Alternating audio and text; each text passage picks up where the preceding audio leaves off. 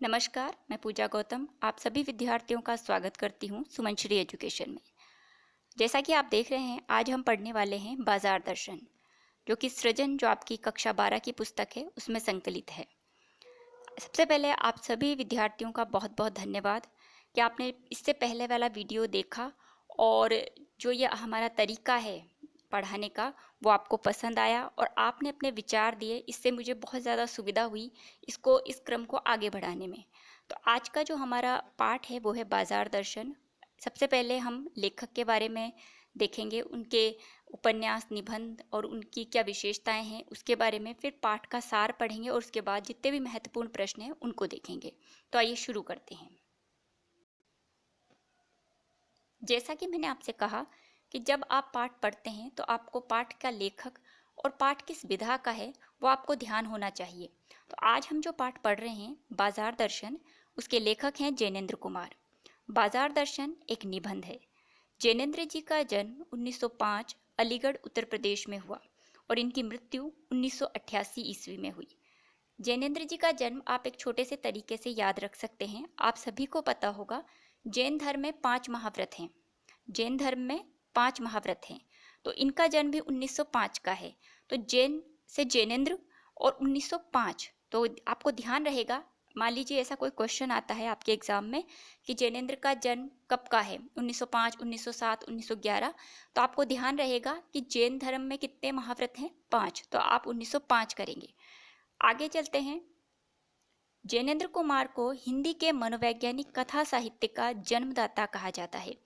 तो प्रश्न पूछा जाता है, कई बार आ भी चुका है, हिंदी के मनोवैज्ञानिक कथा साहित्य का जन्मदाता किसे कहा जाता है?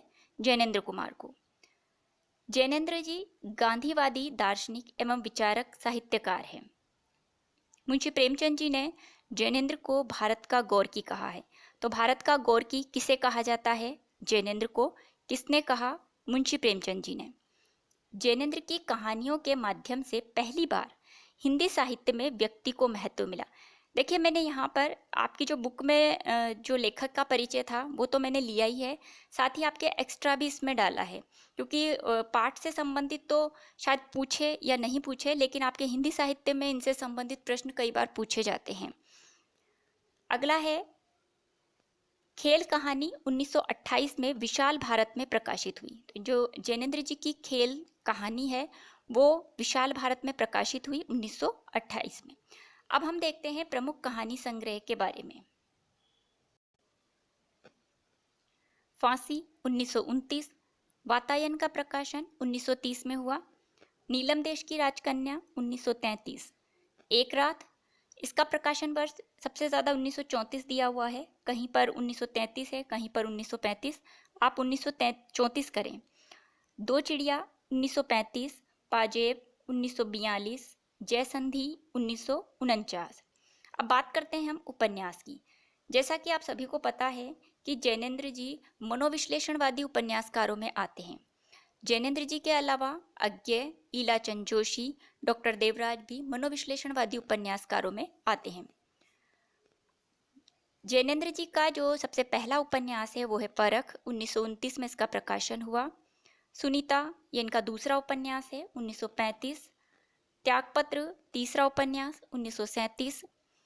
कल्याणी 1939 में प्रकाशन हुआ। सुखदा 1952। विवर्त 1953। विवर्त के बाद व्यतीत का प्रकाशन हुआ 1953। जयवर्धन 1956। मुक्तिबोध 1965। जब मैंने साहित्य अकादमी पुरस्कार आपको बताया था तब मैंने कहा था कि जैनेन्द्र जी को मुक्तिबोध उपन्यास के लिए 1966 में साहित्य अकादमी पुरस्कार प्रदान किया गया। इनका अगला उपन्यास है अनंतर, 1968 में इसका प्रकाशन हुआ। अनाम स्वामी 1974। दशार्क इनका अंतिम उपन्यास है 1985 का। अब बात करते हैं निबंध संग्रह की। जैनेन्द्र जी का निबंध संग्रह प्रस्तुत प्रश्न, इसका प्रकाशन 1936 में हुआ। जड़ की बात 1945। पूर्वोदय 1951। साहित्य का श्रेय और प्रेय 1953। मंथन 1953। सोच विचार 1953। समय और हम 1964। परिप्रेक्ष्य 1977 में। जैनेन्द्र जी ने अकाल पुरुष गांधी शीर्षक से महात्मा गांधी की जीवनी प्रस्तुत की। अगर एग्जाम में पूछा जाता है आपसे अकाल पुरुष गांधी के लेखक कौन हैं, तो याद रखिएगा जैनेन्द्र, क्योंकि इम्पोर्टेंट है। अब बात करते हैं हम पाठ की। जो हमारा पाठ का सार है वो देखते हैं और उसके बाद हम क्वेश्चन आंसर देखेंगे। प्रस्तुत निबंध बाजार दर्शन में बढ़ती उपभोक्तावादी परंपरा एवं बाजारवाद पर गहरा मंथन किया है। इस पाठ में बाजार दर्शन में बढ़ती हुई उपभोक्तावादी परंपरा और बाजारवाद पर लेखक ने क्या किया है, गहरा मंथन किया है। लेखक के अनुसार बाजार हमारी आवश्यकता की पूर्ति के लिए है। यह विक्रेता और क्रेता दोनों के मन में संतोष व तृप्ति के भाव जगाता है।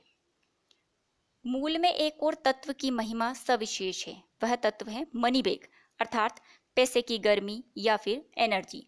तो यहाँ पर जो हम दोनों ही चीज़ें आपकी इम्पोर्टेंट है, जो पाठ का सार है वो भी, और जो क्वेश्चन आंसर बनाए हैं मैंने आपके लिए वो भी, क्योंकि जो ये पाठ का सार है हो सकता है उसमें से मैंने कुछ क्वेश्चन छोड़े हों, तो ये पाठ का सार भी आपके लिए इम्पोर्टेंट है। तो इससे भी आप ढंग से प्रश्न इसी में से बनेंगे।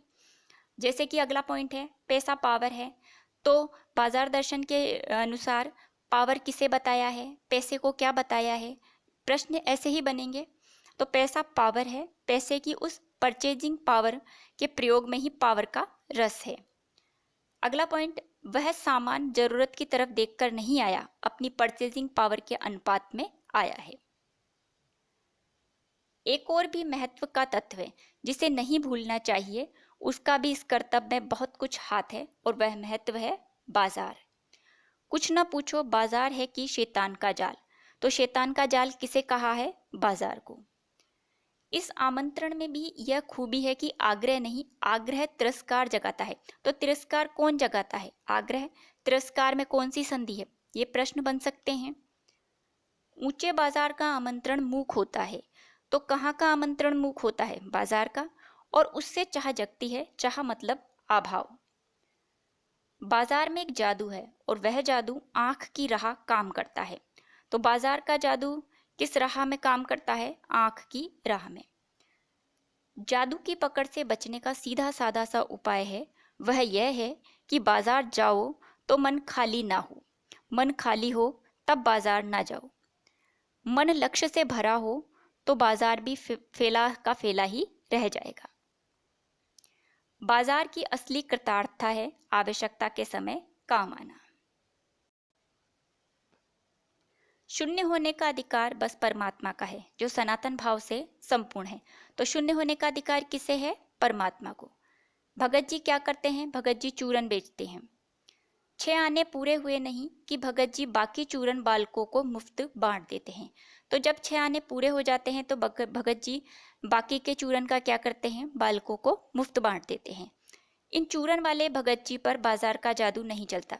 तो प्रश्न अगर पूछा जाए कि बाजार दर्शन के अनुसार बाजार का जादू किस पर नहीं चल सकता, तो चूरन वाले भगत जी पर।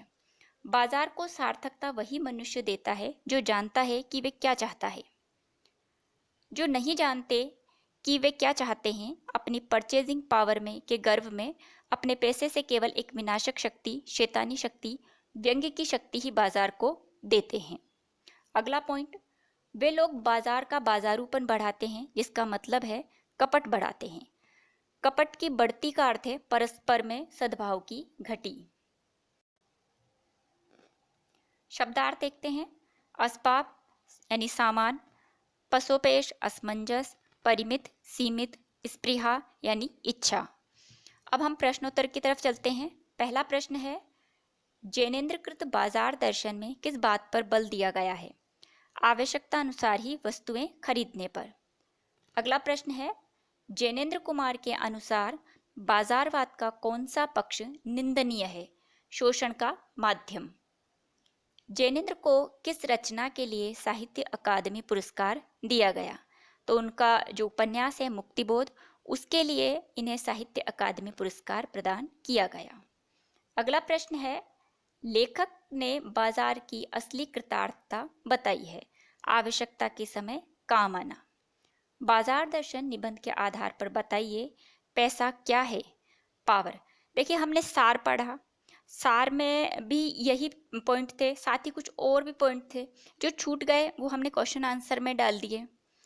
और जो ये आपका रिपीट भी हुआ, इससे आपका रिवीजन भी हो गया, तो आपको 2 बार आपके सामने वही चीज़ आई तो आपको यहीं के यहीं ये याद भी हो जाएंगे। अगला प्रश्न है, लेखक के मित्र ने किसे शैतान का जाल कहा है? शैतान का जाल कहा है बाजार को। जैनेन्द्र के उपन्यासों का सही क्रम है परख, सुनीता, व्यतीत, दशार्क। ये क्रम से ही है। रचनाओं का क्रम भी एग्जाम्स में पूछा जाता है, तो इसलिए मैंने इस तरीके की प्रश्न आपके सामने तैयार किए हैं, ताकि आपको पता रहे अगर ऐसे कोई प्रश्न आता है तो आप ध्यान रखें उसको। एक और मैं आपसे कहना चाहूँगी कि एक स्टूडेंट का कमेंट्स था, उन्होंने कहा कि हमें बुक्स तो हम खुद पढ़ लेंगे, लेकिन आप हिंदी साहित्य का बताएं। तो देखिए, अभी तो मैंने बुक्स के शुरू कर दिए हैं, और आप जैसा कि देख रहे हैं कि ये बुक्स के क्वेश्चन भी मैं खुद ही तैयार करती हूँ, क्योंकि बाज़ार से आने वाली टेक्स्ट बुक की फ़ोटो खींचकर मैं आपको नहीं देती, क्योंकि उसके अंदर जो आंसर आते हैं हो सकता है वो गलत हो, या फिर जब तक मैं खुद पार्ट को नहीं पढ़ूंगी तो मुझे पता कैसे चलेगा आंसर सही है या गलत है। तो पहले मैं उसको ढंग से पढ़ती हूँ, फिर उसके बाद मैं बनाती हूँ। साथ ही मुझे लगता है कि राइटर से संबंधित और भी बहुत सारी चीज़ें अगर आपको देनी है तो वो भी मैं उसको शामिल करती हूँ। तो लेकिन फिर भी मैं कोशिश करूँगी, ये अभी तो बुक्स के चल रहे हैं, अगर कोशिश मैं करूँगी कि आपके हिंदी साहित्य के भी क्वेश्चन आंसर मैं आपके लिए तैयार कर सकूँ, वो भी बेहतरीन ही होंगे आपको। जैसा कि आप सभी देखते हैं कि हर वीडियो अच्छा होता है, और मैं पूरी कोशिश करती हूँ कि ज़्यादा से ज़्यादा आपके एग्ज़ाम्स में प्रश्न मिलें, और मिलते भी हैं, जैसा कि बच्चे बताते हैं कि एग्ज़ाम्स में प्रश्न मिलते हैं। तो मैं कोशिश पूरी करूँगी, कह नहीं सकती, लेकिन मैं कोशिश पूरी करूँगी कि आपके लिए बीच बीच में साहित्य के भी वीडियो लेकर के आऊँ। लेकिन अभी फ़िलहाल हम बुक्स पर चल रहे हैं, तो बुक्स के बारे में ही देखेंगे। अगला हमारा जो प्रश्न है वो है, अकाल पुरुष गांधी के लेखक हैं, यह है जैनेन्द्र, अकाल पुरुष गांधी के। और अकाल पुरुष गांधी जो रचना है वो जीवनी है। अगला प्रश्न है, भगत जी ने कभी चूरन बेचकर 6 आने से ज़्यादा नहीं कमाए, क्योंकि वे संतोषी थे, इसलिए और अधिक कमाना नहीं चाहते थे। लेखक ने किस समय बाजार ना जाने की सलाह दी? जब मन खाली हो। आग्रह तिरस्कार जगाता है। तिरस्कार शब्द में संधि है, विसर्ग संधि। कई बार पाठ में व्याकरण से संबंधित भी प्रश्न पूछे जाते हैं, पद्य के अंदर काव्य शास्त्र से संबंधित प्रश्न पूछे जाते हैं, जैसे अलंकार है, या आपके शब्द शक्ति से संबंधित है, या छंदों से संबंधित है, ऐसे प्रश्न पूछ लिए जाते हैं, तो उनको भी मैंने शामिल किया है। तो तिरस्कार शब्द में संधि होगी विसर्ग संधि। पैसे की व्यंग शक्ति है दारुण।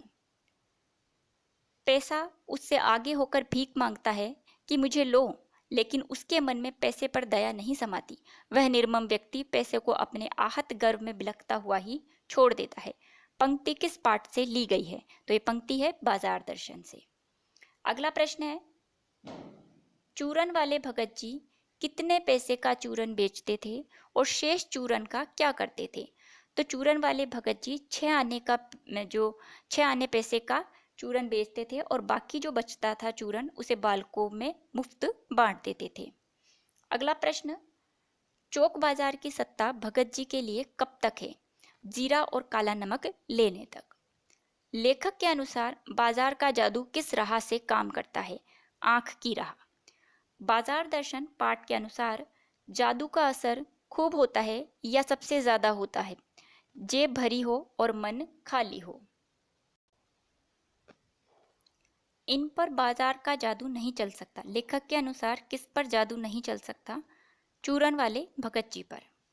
लेखक कितने वर्षों से देख रहा है कि भगत जी का चूरन हाथों हाथ बिक जाता है तथा हाथों हाथ में समास है? तो कितने वर्षों से देख रहा है लेखक? 10 वर्षों से। और दूसरा इसमें प्रश्न है, हाथों हाथ में समास है, अव्ययी भाव। शून्य होने का अधिकार परमात्मा का है। परमात्मा में संधि होगी, वह संधि विच्छेद होगा। तो परमात्मा में संधि है दीर्घ संधि, और इसका संधि विच्छेद होगा परम धन आत्मा। कहाँ का आमंत्रण मूक होता है? ऊंचे बाजार का। प्रेम में भगवान अनुदित कहानी के लेखक हैं जैनेन्द्र।